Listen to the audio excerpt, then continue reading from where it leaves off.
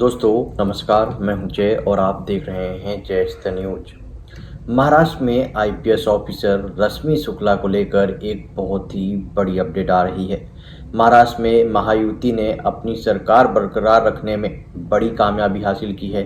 विधानसभा चुनाव के नतीजे से विपक्ष को एक बहुत ही बड़ा झटका लगा है, लेकिन महागठबंधन सरकार आते ही आईपीएस अधिकारी रश्मि शुक्ला को लेकर एक बहुत ही बड़ा फैसला लिया गया। चुनाव की अवधि के लिए पुलिस महानिदेशक के पद पर नियुक्त संजय कुमार वर्मा को अब जो है उस पद से हटा दिया गया है और एक बार फिर से रश्मि शुक्ला को महानिदेशक की जिम्मेदारी सौंप दी गई है। लेकिन उनकी नियुक्ति पर शिवसेना उद्धव बालासाहब ठाकरे सांसद संजय राउत ने सवाल उठाया है। अब राउत ने जहरीली आलोचना करते हुए कहा कि उन्हें इस तरह से अवैध नियुक्तियां बर्दाश्त नहीं करनी होगी। साथ में ही शुक्ला की महाराष्ट्र पुलिस महानिदेशक के रूप में दोबारा नियुक्ति पर संजय राउत ने आलोचना की है। ठाकरे गुट के सांसद संजय राउत ने मीडिया से बात की। इस मौके पर उनसे आईपीएस अधिकारी रश्मि शुक्ला की नियुक्ति के बारे में पूछा गया तो उस समय उन्होंने कहा था कि जब संजय कुमार वर्मा को पुलिस महानिदेशक के पद पर नियुक्त किया गया था तो आदेश में कहा गया था कि उनकी नियुक्ति केवल अवधि के लिए, चुनाव अवधि के लिए ही थी।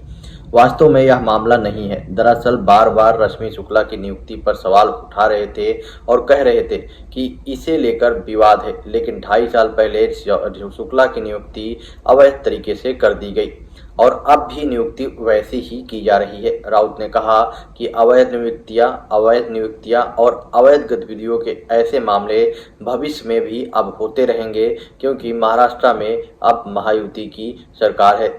साथ ही इस तरह की अवैध नियुक्तियां अब बर्दाश्त नहीं की जाएगी। उनके द्वारा ये भी दावा किया गया कि अब जो है वो इस तरह की अवैध नियुक्तियां बर्दाश्त नहीं क्यों करेंगे, क्योंकि महाराष्ट्र जो है वो महाराष्ट्र पर शैतानी बहुमत की सरकार थोप दी गई है और बहुमत लोकतांत्रिक तरीके से नहीं आया है। उनके द्वारा ये भी आरोप लगाया गया कि ईवीएम मशीन में भी कई बड़े घोटाले किए गए थे। दोबारा चुनाव का भी उनके द्वारा लगातार दावा किया जा रहा है कि फिर से बैलेट पेपर पर चुनाव कराया जाए।